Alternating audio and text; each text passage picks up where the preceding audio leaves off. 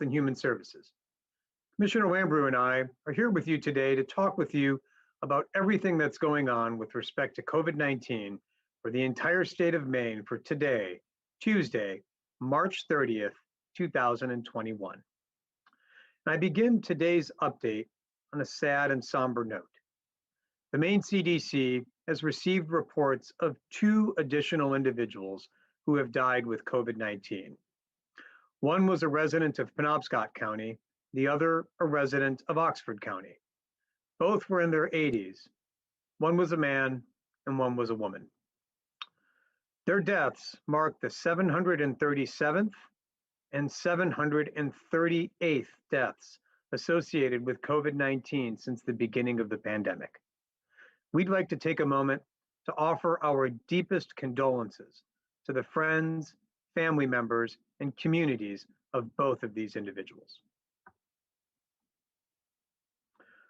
Right now across the state, there are a total of 50,253 cases of COVID-19, an increase of 223 cases since yesterday. Of those, 38,594 are confirmed cases, and 11,659 are probable cases. Cumulatively, 1,666 people have been hospitalized since the beginning of the pandemic. And right now in Maine, 78 people are in the hospital. 24 of them are in the intensive care unit, and 7 of them are on a ventilator. Among all of our cases to date, 4,401 have been among healthcare workers. Turning now to where we are with respect to testing. Our 7-day PCR positivity rate now stands at 2.1%, and our testing volume stands at 613 PCR tests that are being conducted for every 100,000 people in Maine. Antigen testing stands similar, where our positivity rate is now at 4.96%, with a testing volume of about 195 antigen tests that are being conducted for every 100,000 people in Maine right now. Next, on to vaccines and vaccinations. Overall, there have been a total of 676,513 doses of COVID-19 vaccine that have been administered across the state. 417,436 of those are first doses, 259,077 are final doses. Let me put that number in perspective. As of this morning, almost 1 out of every 3 Maine people has received at least their first dose of vaccine, and almost 1 out of every 5 Maine people has completed their vaccination series. So we are making steady and sustained progress. I want to take a quick second to talk just a little bit about some questions that have come up around vaccines, what they do, and what they offer.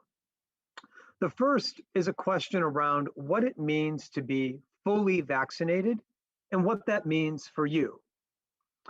Being fully vaccinated refers to having had at least 14 days after your second dose of Pfizer or Moderna vaccine, or 14 days after you've gotten your single dose of J&J vaccine.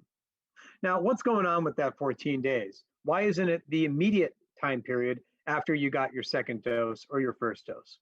What's happening during that 14 days is that your body's immune system is taking that vaccine and fortifying your body's own response, so that if you encounter the COVID virus out in the wild again, your body's immune system will be ready.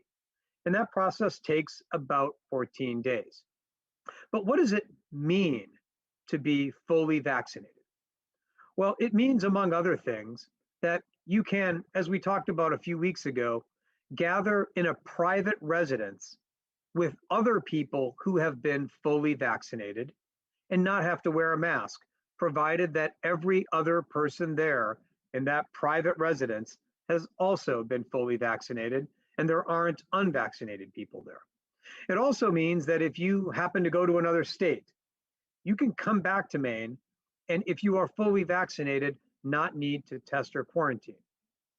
But there are more and more data that are coming out to suggest that being fully vaccinated not only reduces your likelihood of getting sick with COVID, it also reduces your chances of harboring the virus and accidentally passing it on to somebody else. Now, I want to take a step back here and have a conversation for a moment today with Maine people who are 50 and over. There are some concerning things on the horizon right now when it comes to COVID. 3 of the variants of concern have now been detected here in Maine. But there's also good news on the horizon.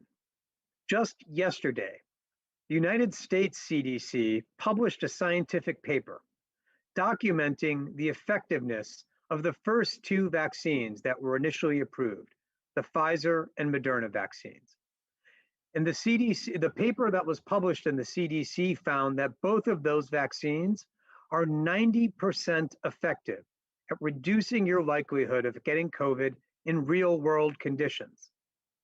Just as good, this same study continued to provide even more additional evidence that, as I mentioned a moment ago, the vaccines don't just prevent you from getting sick from COVID, they also reduce your chances of spreading COVID to others. These vaccines are a stunning scientific success story. This is also a good week for Maine because our vaccine allocation in the week that we are in right now is quite robust.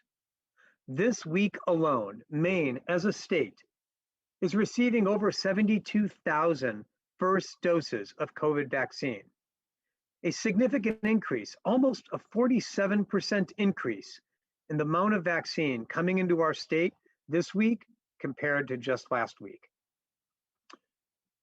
This week's increased COVID vaccine allocation creates a vaccination opportunity. And Mainers 50 and over, this is what I want to talk with you about today. Please do not let this opportunity go. Don't let the virus get to you before a dose of vaccine does. For those of you who are 50 and over, who have been waiting for your vaccine, this is your week. For those of you who are 50 and over, who have wanted to wait until appointments were more available, this is your week. For those of you who have wanted to let someone else get vaccinated first, this is your week. And for those of you who have been saying you would wait until next week, I got news for you. This is your week. Your dose of COVID vaccine is waiting for you right now. Please make an appointment right now to get your COVID vaccine.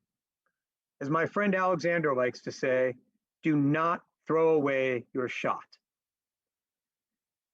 Finding a vaccine and finding a dose is easy to do.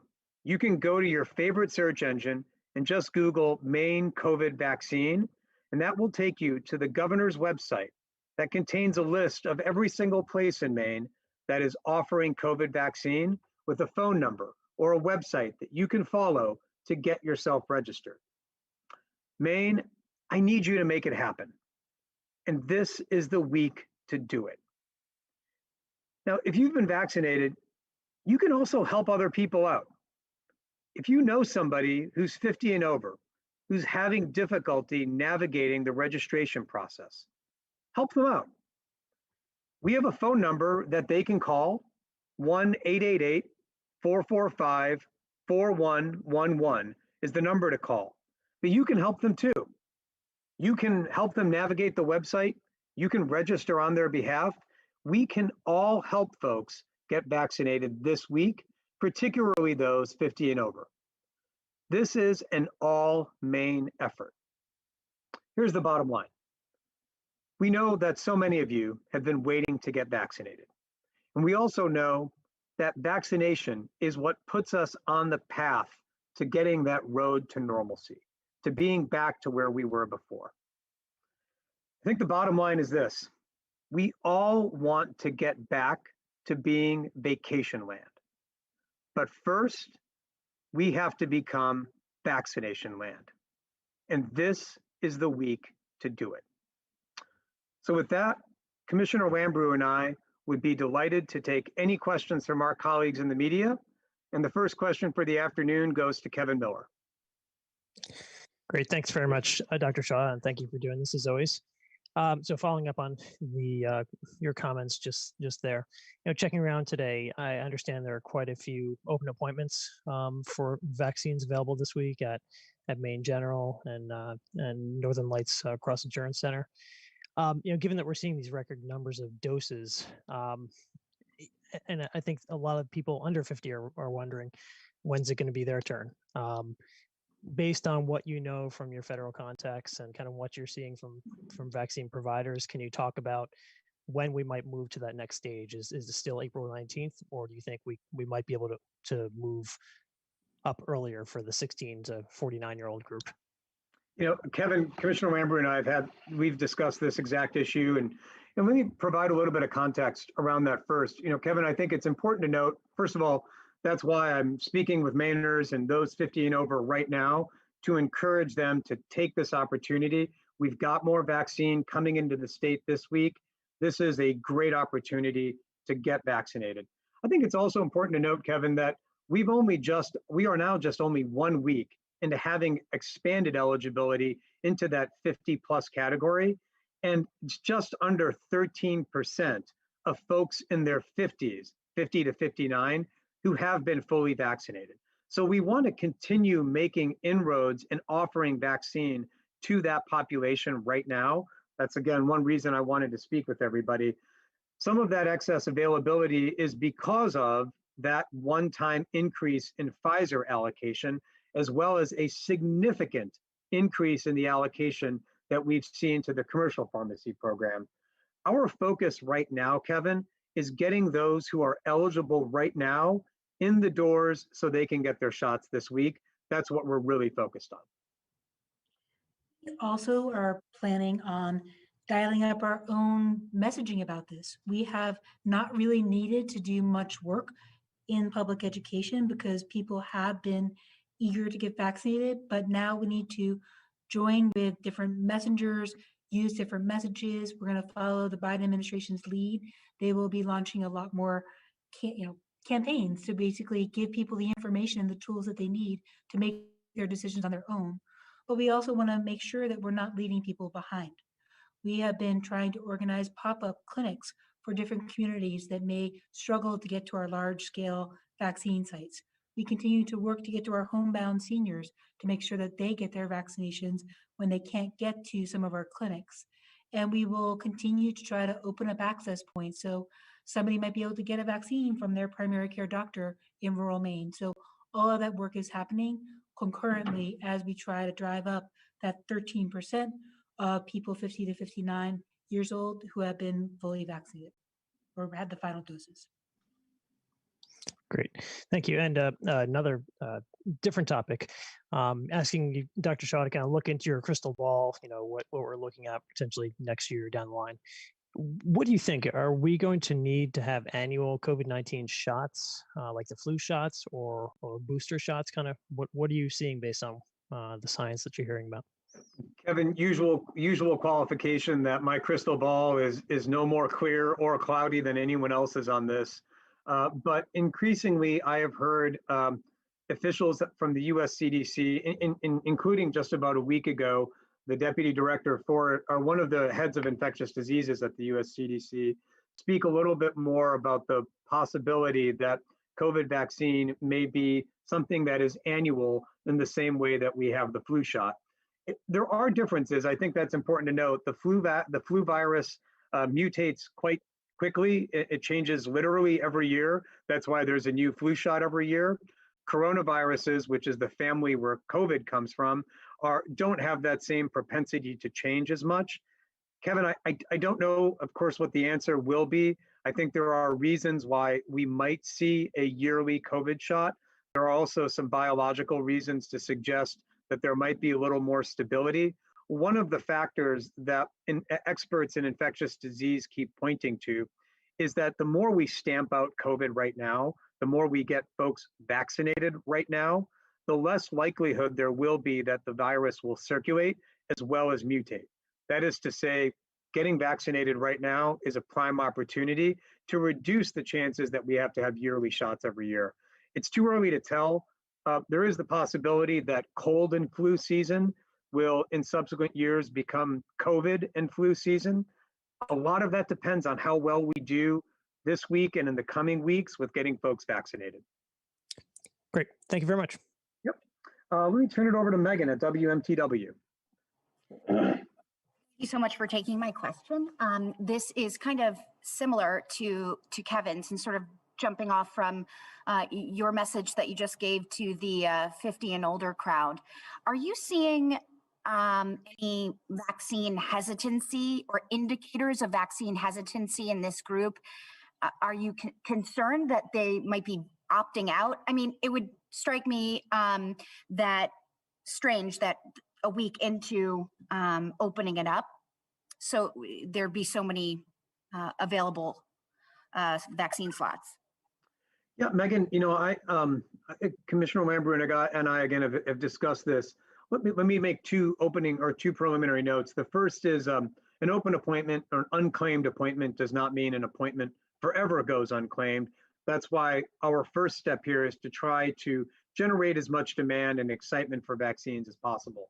The second is that, you know, as we get into different groups, younger groups, we have to make sure that we're offering vaccines in a manner that is accessible to folks.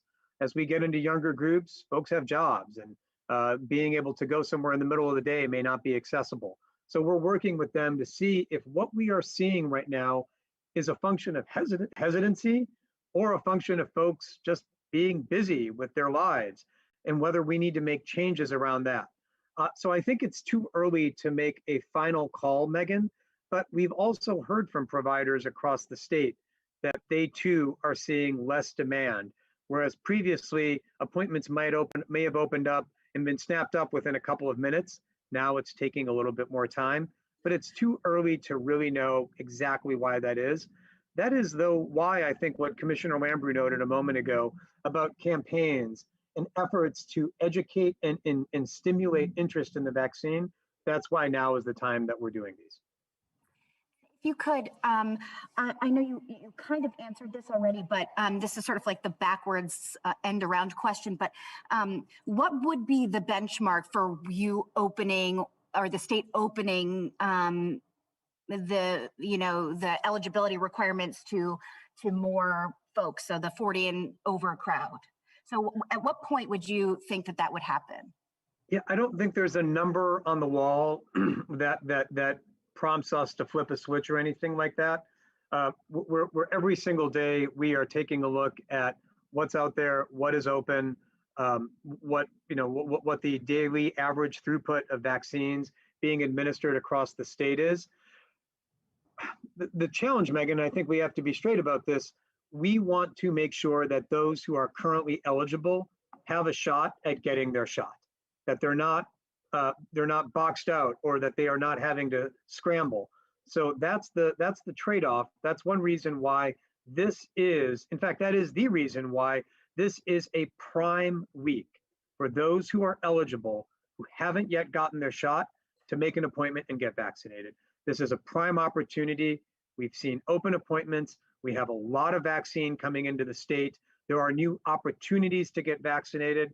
For example, Shah's pharmacy is now online here in Maine. This is the week to make that happen. One last question, and it's switching gears. We've reported that nationally there have been added cases among children. Wondering if we are seeing that here in the state, and of course, if that's something on our radar. We haven't seen an increase in the fraction of new cases that are accounted for by children. We have seen, however, an increase in the percentage of cases that are accounted for by young people. Some of that is a function of the fact that those who have been vaccinated in Maine are older folks, 50 and over, for example, right now. And when they are protected, what that leaves you are folks who are younger. But in terms of children, say, for example, 12 and under, we've continued to see cases, but we haven't seen a significant increase there. We have seen an increase in those in their 20s and 30s. But again, much of that is a function of the fact that those who are older are now vaccinated. Not entirely, and that's why those in their 50s don't waste this opportunity. Yep, and we did last week when the Department of Education put out its bi-weekly health advisory related to schools. We still see that our new case rate in schools in the last 30 days is 25% below the statewide rate. So we do continue to see that there is, again, there's some shifting going on, but we do know that even just looking at the school age population, we find that people in schools are less likely to be getting new cases than the statewide average. Thanks, Megan. Over to Brian Sullivan. Thank you, Dr. Shah. And just sort of what Kevin and Megan were each asking about, and I'll try to ask it maybe a different way. If this is people 50 and over's week, if you pick your head up a week from today and you see appointments as readily available as they are, even on Saturdays when most people have off, and the goal is to get as many people vaccinated and shots in arms across the state, isn't it time to open it up to people that want it? Brian, I can't speculate on what we might do a week from now. Let me offer some additional analysis on this point, though. First of all, this is the week. This is the week to take advantage of the fact that there are slots available and the vaccine to fill them. This is the week to get your shot. The other thing, though, that we do, in addition to generating excitement, interest, and demand for vaccine, is we're also moving vaccine around. What we've seen is that the demand for vaccine is not necessarily uniform in different parts of the state. Some parts of the state, although we have focused on areas that have open appointments, we're also seeing other parts of the state that have waiting lists and reserve lists and are fully booked out for the next week or week and a half. So we're moving doses around the state from places where there may be a little bit less demand to places where there may be a little bit more demand to engage in that load balancing. Now, we've done this since December 14th, but it's even more important this week so we can try to balance that load. All the more reason why this is the week to get your shot.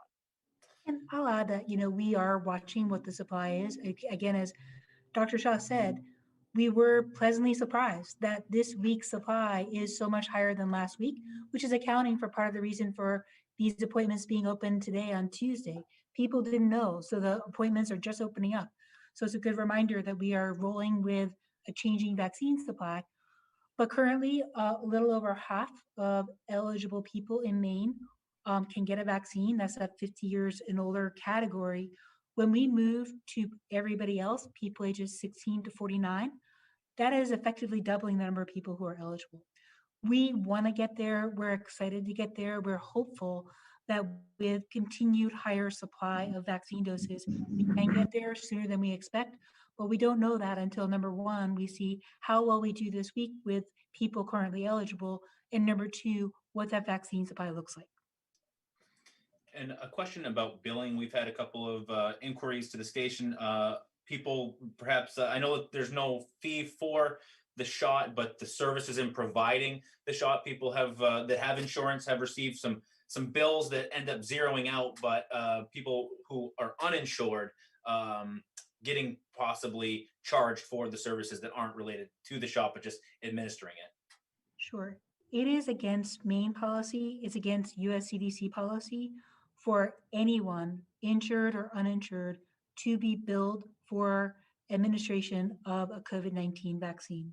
There is a federal program that is available to healthcare providers to submit a bill for somebody who's uninsured so they can get paid for that person's vaccine administration.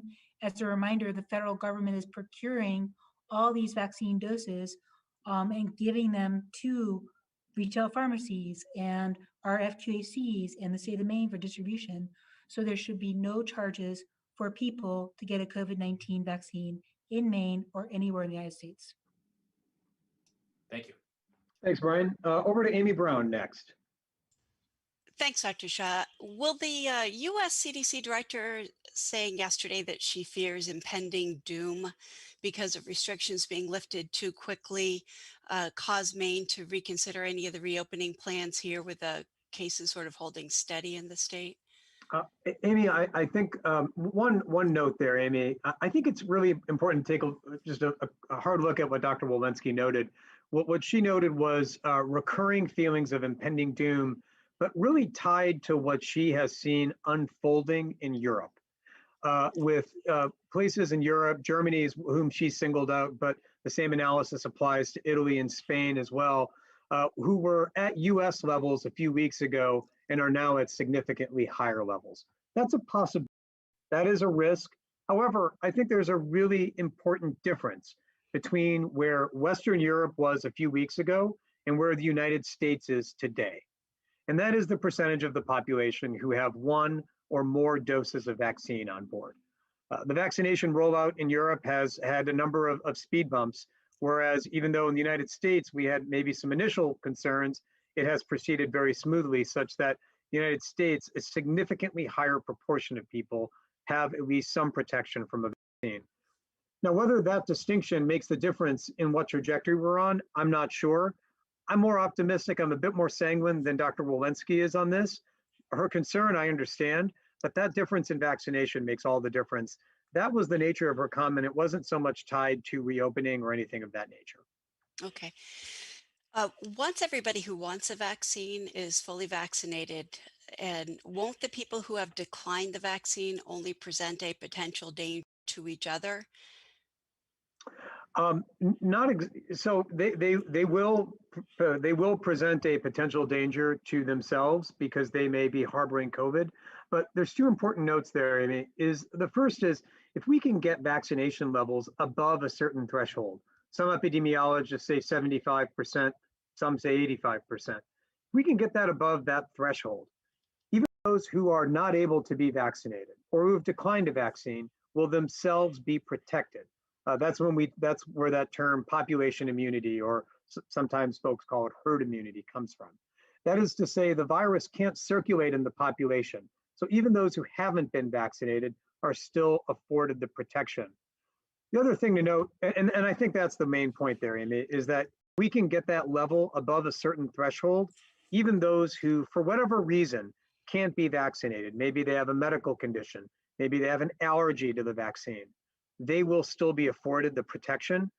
What that means is that getting vaccinated is not only something that protects your own health, it can actually protect the health of people around you. Eventually, though, sorry. I was just going to add, but because it will take time to get there, we still don't have a vaccine authorized for children. We still don't know who in a crowd will and will not have a vaccine or will have been fully vaccinated. That's why we anticipate that wearing a face mask, keeping distance will be with us for the coming months, because until we are to that point, which is not even in the near term, we will have to continue to do the public health protocols to protect those people, to protect our children, and to protect our communities.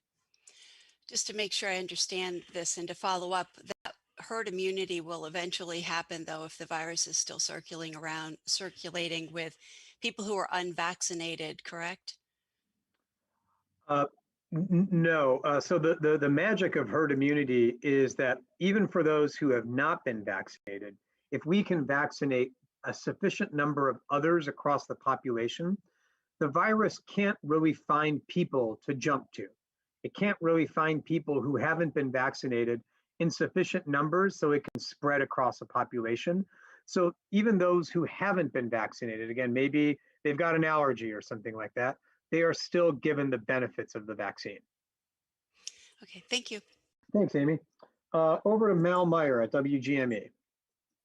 Thanks, Dr. Shah. I'm wondering if you can talk about the impact that involving EMS responders and those different agencies have had on the vaccine rollout, especially reaching some of these areas where clinics have not been readily available.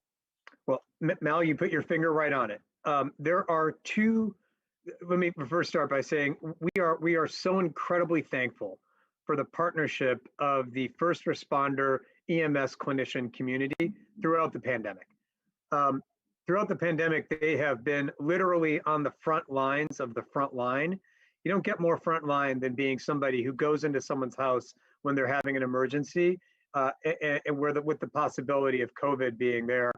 My own family has had personal experience with EMS clinicians after a fall my mother took, and this was during the height of COVID almost a year ago. And I'm so thankful for the partnership that we've had with them, and we all owe them a debt of gratitude. With respect to vaccination, EMS clinicians have been invaluable to us in two ways. The first is what you referenced, Mal. They are able to provide vaccine in parts of the state where there may not be a large-scale community vaccination center. There may not be a community hospital even, but there is a fire department. And they have been holding events throughout the vaccination efforts to get people in the door to get them vaccinated.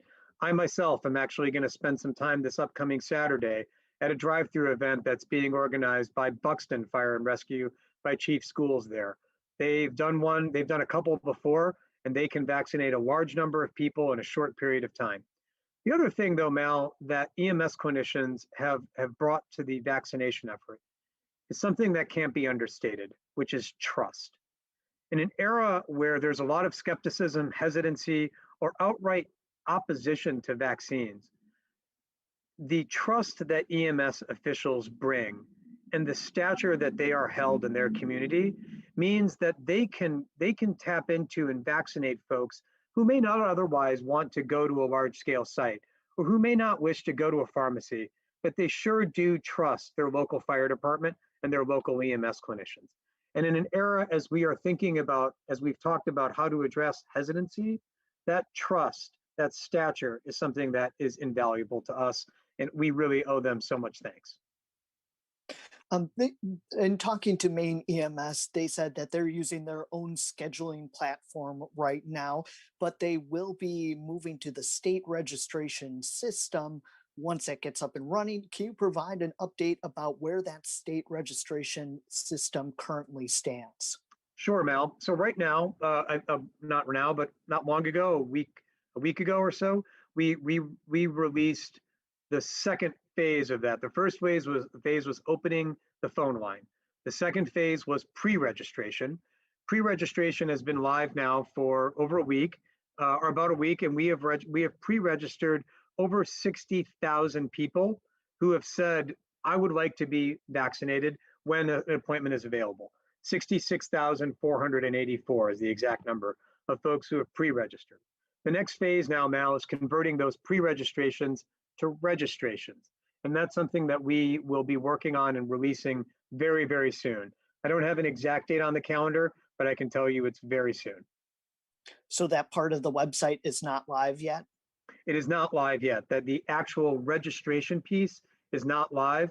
The first step of that will be taking those who have pre-registered, sending them a code that allows them to convert that pre-registration to a registration. That's going to be happening soon. And then opening it up even more generally for folks who haven't even pre-registered to snag an appointment. Thank you, Dr. Shah. Yep, thanks, Mel. Over to Ashley Blackford at WAGM. Hi, Dr. Shah. I have two questions for you. The first one, we've had a few viewers contact us wondering about the expiration date on their vaccination card. Is that just the date that the batch expires? No, it's a certain date forward after your vaccine itself. The batch expiration date is more about when the vaccine has to be put into somebody's arm, either when the vial is on the shelf or after it's been opened. What's on that card is the CDC's best guess, but that is very likely to change based on studies that are coming out. I don't know when and in what manner it will, but I wouldn't focus too much on the expiration date, to be candid with you. What matters right now is getting vaccinated and getting that protection on board. Whether, and sort of going back to earlier question from Kevin, whether you have to have a booster or something like that, that's a bridge that we'll cross when we get to it. Okay, and do you have any update on the Aroostook County Jail outbreak there? Yep, we do, Ashley. Let me get you the latest numbers first. So as of this morning, there were a total of 4 cases associated with the jail. There has been subsequent rounds of testing at the jail, and I'm going to, so let me just, as you know, in an outbreak setting, one of the things that we recommend are frequent rounds of universal testing. The Aroostook County Jail did another round of testing. They have another round of testing at the end of this week, and that follows a round of testing that they did at the end of last week. At the round of testing they did at the end of last week, they discovered no new cases, and then they have a repeat round of universal testing at the end of this week. Okay, thank you. Over to Robbie Feinberg next. Thanks, Dr. Shah. When looking at the state vaccination dashboard, it looks like about a quarter of folks over 80 and I think 18% of those in their 70s still haven't received the first dose of their vaccines. Do you think that might be still a sign of vaccine hesitancy with those folks? And I guess when you talked about some of the outreach and education efforts earlier, are you focusing on those kind of specific populations around that? You know, I'll start, but Commissioner Lambrew and I have discussed this extensively with our team. There may be hesitancy, but the thing what we worry about a lot in that group is access. Many of those in that group may be homebound. They may need a ride. They may have challenges accessing or scheduling vaccine. We've put programs into place working with our colleagues at ODES, AARP, area agencies on aging, and the Office of Maine Care Services to ramp up and provide vaccines to homebound Mainers, as well as to provide rides, things like that. I should stop talking. The commissioner is far more knowledgeable about this than I am. No, you said you hit the nail on the head. We are continuing these programs, including we sent a letter to 51,000 people on Maine Care who are age 50 and older, talking about their eligibility, explaining why they should get vaccinated, as well as reminding them of transportation options to get back and forth. We've previously mentioned our homebound program, which we are, again, continuing to implement, working with home health agencies, potentially EMS, our public health nurses, to get at those people who cannot get to a site. We are also continuing to work with nursing facilities and other residential care facilities because they get new patients, and we stopped those vaccine clinics on site at nursing facilities a few months ago. So just today, for example, we issued some guidance that tells hospitals, if you are discharging a person to a long-term care facility, try to give them a Johnson & Johnson 1-dose vaccine before they go. So we're not trying to trace people to their destinations, like, you know, nursing facilities, psychiatric hospitals, even home settings where they need home health care. So we will continue all of the above, including, for example, we'll be reaching out to independent primary care doctors, specialists who treat people with conditions like cancer and diabetes who are at greater risk. We will continue all of these special efforts to complement our large throughput sites to make sure that we are not just expecting people to come and find us to get a vaccine, we're reaching out to them. Great, thank you. And then just one more question we got from a school nurse. With 16-year-olds and older eligible to get a vaccine starting on the 19th, is the CDC working with high schools at all that are ready to offer the vaccine to their students? So I'll begin and then Dr. Shah can go. You know, we are working on guidance because it is going to be different. Consent will be different. The places where these children can get vaccinated will be somewhat different because, as a reminder, only the Pfizer vaccine is authorized for 16 and 17-year-olds. The Johnson & Johnson Janssen vaccine is not, nor is the Moderna vaccine. So we will be working on guidance.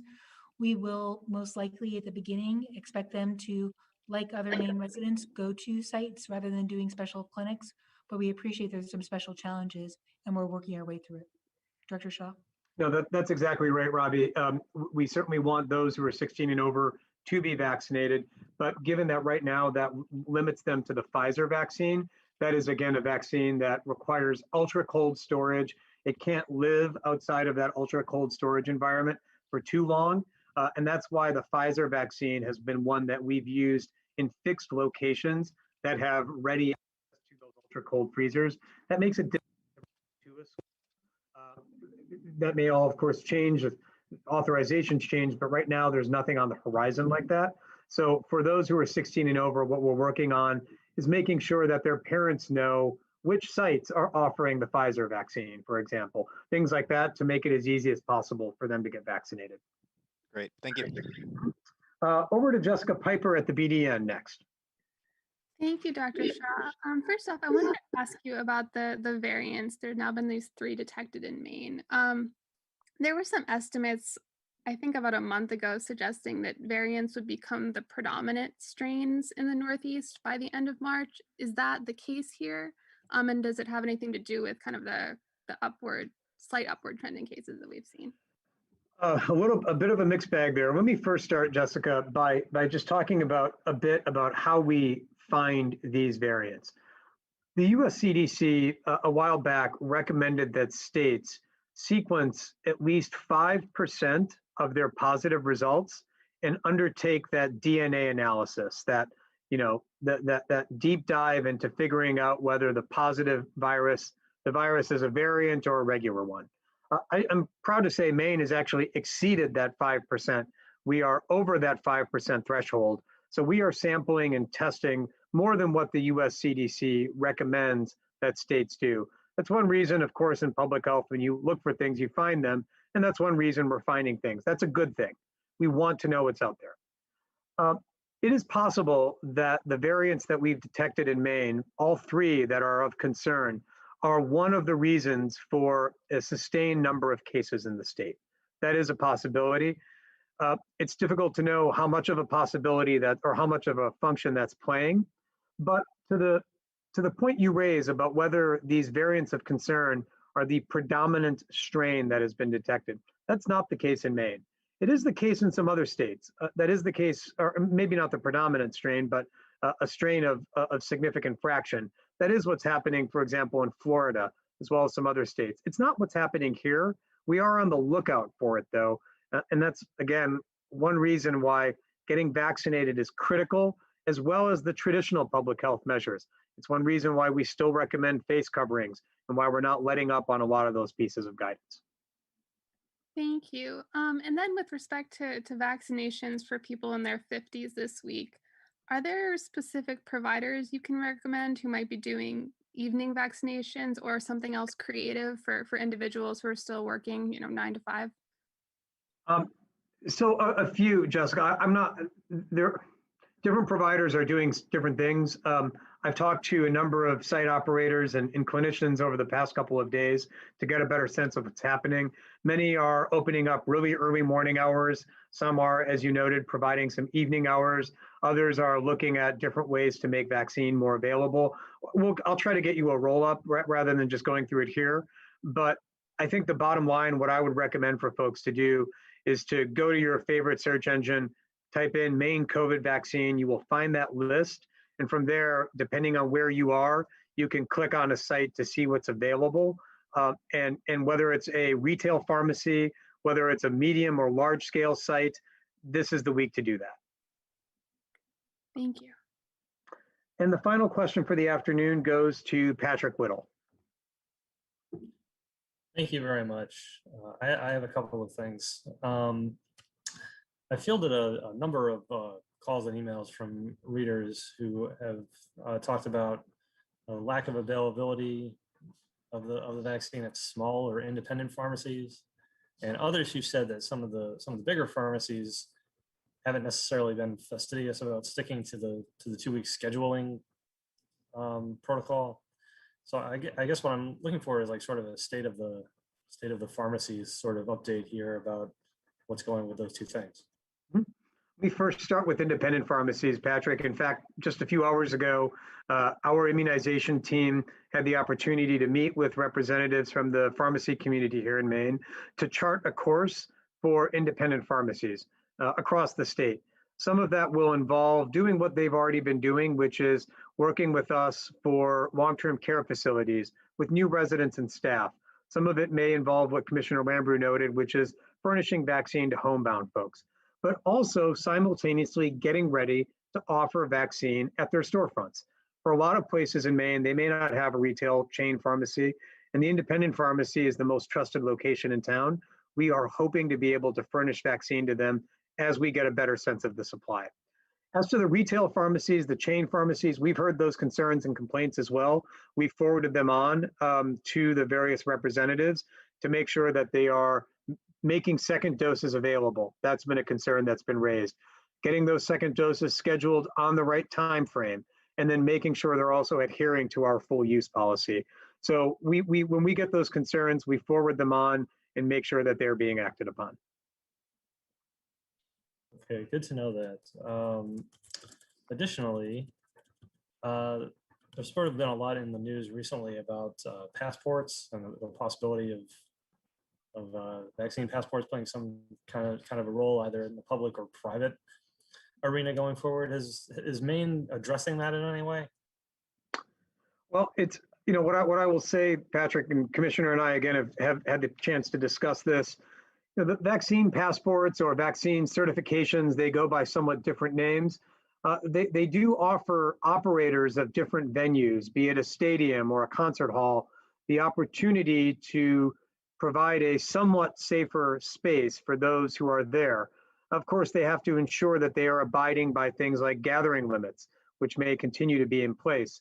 But that approach, this passport or certification approach is not without concerns. There are significant concerns about data privacy, as well as significant concerns about equity.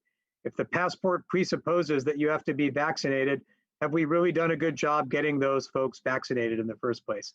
I think that's why right now, Patrick, our focus is on getting folks who are eligible in the door for vaccination. That's really what we're focused on right now. Okay, terrific. And one final thing. Can you speak? You spoke a little bit earlier about the possibility of reducing transmission through getting more coverage in the community. How much do we know now about just how much the available options succeed in slowing the transmission of the virus? There is more science coming out about that just about every week. The paper I picked up is literally the article that the CDC published yesterday on this. I'll put it on social media for folks to take a look at. But this article had nearly 4,000, this study had nearly 4,000 individuals in it. And what they did was, what was different from previous studies is that they asked folks who had been vaccinated, as well as those who hadn't been vaccinated, to get a weekly COVID test. And that way they were able to see, even amongst vaccinated folks, what their likelihood of harboring the virus was. And what this study found was that not only did the vaccine significantly reduce your chances of getting COVID if you've got the vaccine, it also reduces your chances of just harboring the virus in your nasal passages. It seems like, Patrick, every week or two, a new well-done study comes out that substantiates what experts in infectious diseases thought all along, what folks like Dr. Fauci and Dr. Walensky have speculated all along, which is that this vaccine not only reduces your likelihood of getting sick, but also your likelihood of transmitting COVID. That is a double reason why this is the week to get vaccinated. Okay, great to know. Thank you. Great. Well, thank you all for your time. Commissioner Lambrew, let me turn things over to you. Yeah, well, I would like to go back to the question earlier about people being charged for a COVID-19 vaccine, which should not be happening, to talk about the affordability of healthcare. Last week, we had some great news from the federal government. People who are uninsured or who struggle to find affordable healthcare have more time to sign up for a special enrollment period under the Affordable Care Act's healthcare.gov. The administration announced that you had not just till May 15th, but until August 15th to sign up for a health plan that usually comes with some sort of tax credit that lowers your costs. These are quality, affordable plans, and we urge everybody who needs affordable health care to go to coverme.gov to find out their choices. Additionally, we learned that those people who already have coverage through healthcare.gov can qualify for even more financial help. Your premiums could be even lower if you go back, check out your application, look at your options, because you may be able to pay even less for coverage during the pandemic on healthcare.gov or coverme.gov. If you need more help, you can also call 1-800-965-7476. These Affordable Care Act health insurance options have been a lifesaver for millions of Americans over time, but also during this pandemic. We urge all Maine residents who need affordable health care to check out coverme.gov. Thank you, Commissioner. And thanks to everyone who's taken some time out of your day to hear the latest on COVID. Thanks to all of our colleagues in the media for their questions as well. Hope everyone has a good day. As always, please be kind and take care of one another. We will all talk again soon.